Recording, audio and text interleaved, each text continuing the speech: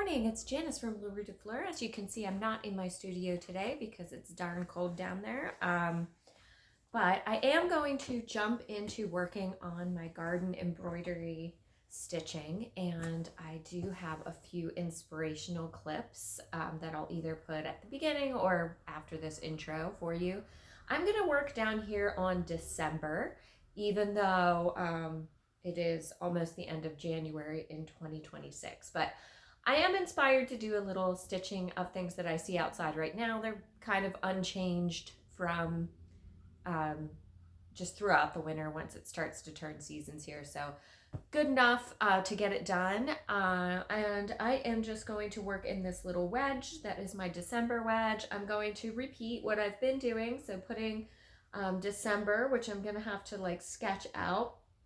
And I might draw a little sketch as I've done in the past just to help me lay out the arrangement. I'm going to be doing a cluster of two different types of grasses, or maybe just one grass depending on how much room, and then a Echinacea, so sort of the winter version of my July. So kind of cool that it's pretty much on the opposite side of the wheel here. So it makes that nice little conical cluster of seeds that I leave out for my birds. And so I'm going to do that arrangement because that is what my garden looks like all winter long. I am going to pop through and look at my Creative Stitches book to get inspired for some stitches I might want to use that will represent what I'm trying to do.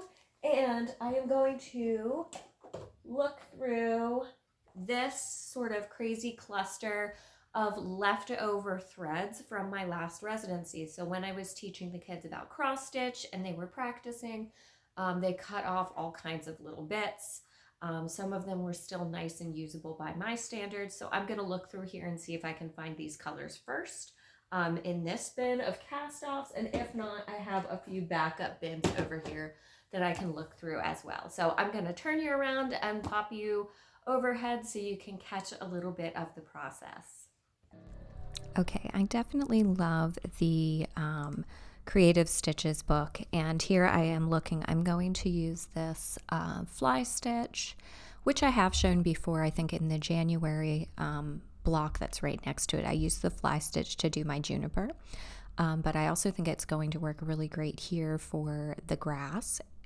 And I also decided to go with a tulip stitch for the little Echinacea, so you'll see that in a few minutes. But right now I'm kind of just giving myself a little bit of an outline of where I'm going to start stitching, so just very, very lightly with pen, just so I know where I want to go with my lines of stitching. You could just completely freestyle the grass especially, but I prefer to have a little bit of an area that I'm going to work in. Next, I am choosing little threads kind of based on the colors of what I brought in as my inspiration, or took a picture of as my inspiration in this case. And I have lots of little threads left over from teaching students. So I went with as many of those as I could find where I felt like I had enough to work with. And then I'm using my wax block and threading my needle. The wax just draws all of those loose strands of embroidery floss together. If you're not familiar with that as a technique, you can also use a bar of soap. Then I'm making my little tulip chain stitch, referring to the book here. I haven't really done this one before. I have done chain stitch, so it is a little bit of a combination of like a chain stitch and the fly stitch in a way.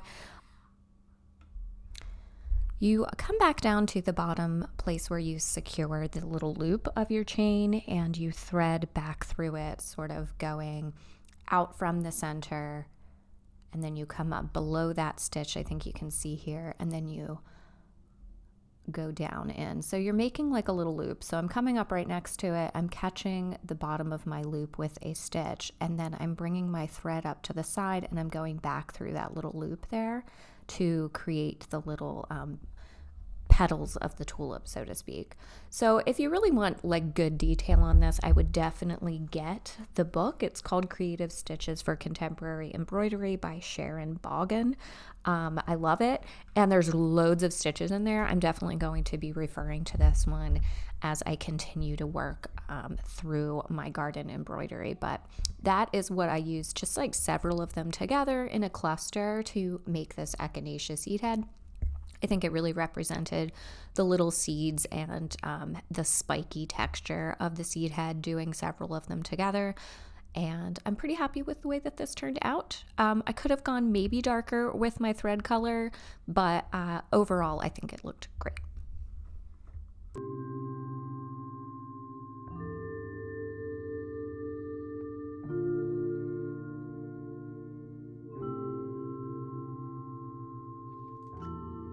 Okay, I finished my Echinacea. I am really, really happy with how that came out. You can see it here. I did it this cluster kind of slightly at an angle, just for fun, just because I keep trying a little bit of different arrangements as I can. It's not a very large space to work in, but that's what makes it so fun and doable, right? But I'm trying to experiment. So I wanted my cluster this time to come off at a little bit of an angle. I really loved this. I used the Tulip chain stitch.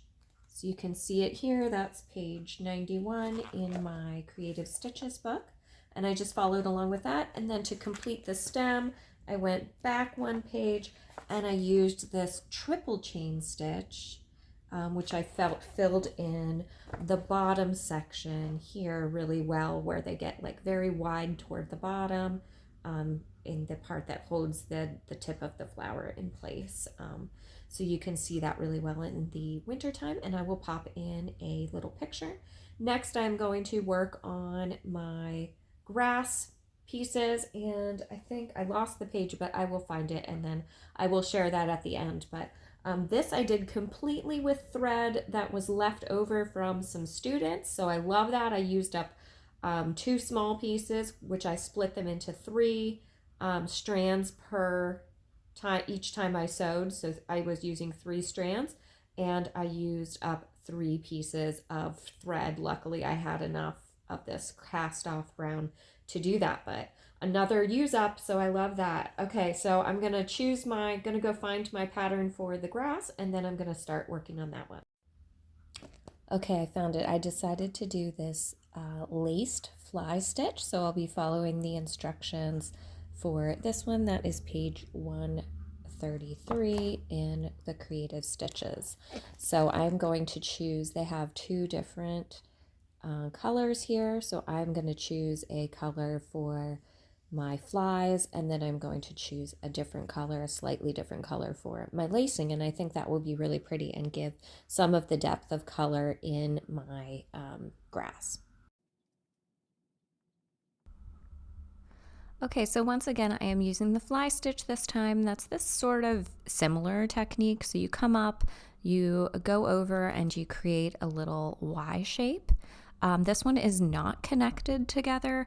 You'll eventually connect this fly with the weaving that we're going to do later, so taking threads back up and through. But it's really easy, other than maybe like turning your needle a little bit and poking it down and catching the thread at the bottom. But it's kind of similar to the tulip stitch in a way. And then you come back up through and you go back and forth and just weave a little thread through the downward stitches, and then you come up, and I just made them stop at the center, and then I'm just tying a knot off here so that it's secure on the back. Really easy. So that totally flew by. I loved this stitch, and I think it really helped capture the essence of the movement of the grass and the way that it has the little spiky parts that come off of the side and then a little bit stronger of a stem. I think that worked really well, and like I said, it definitely captured the texture.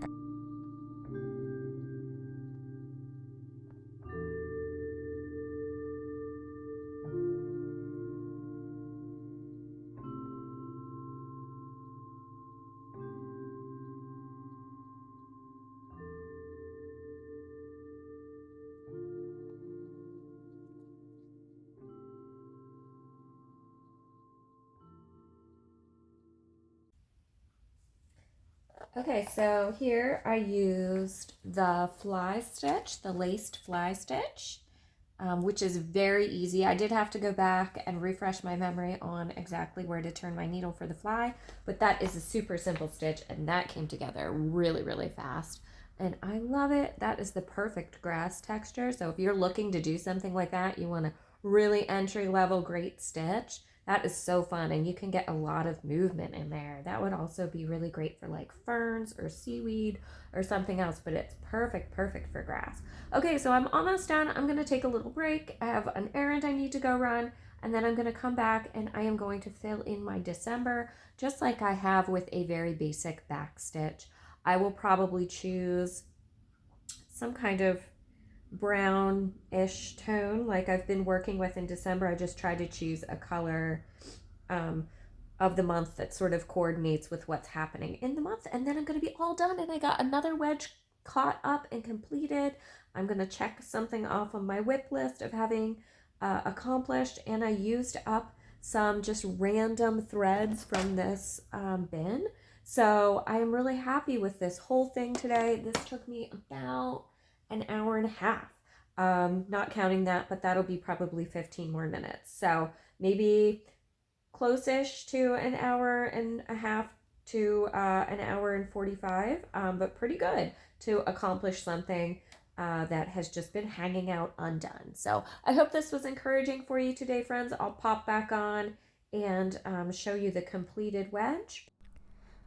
Finally, for my lettering, I'm just using a really basic back stitch, so I'm coming up before where I want to go, and I'm going back to meet the beginning of my last stitch. I'm just outlining the word that I wrote on there, which is December.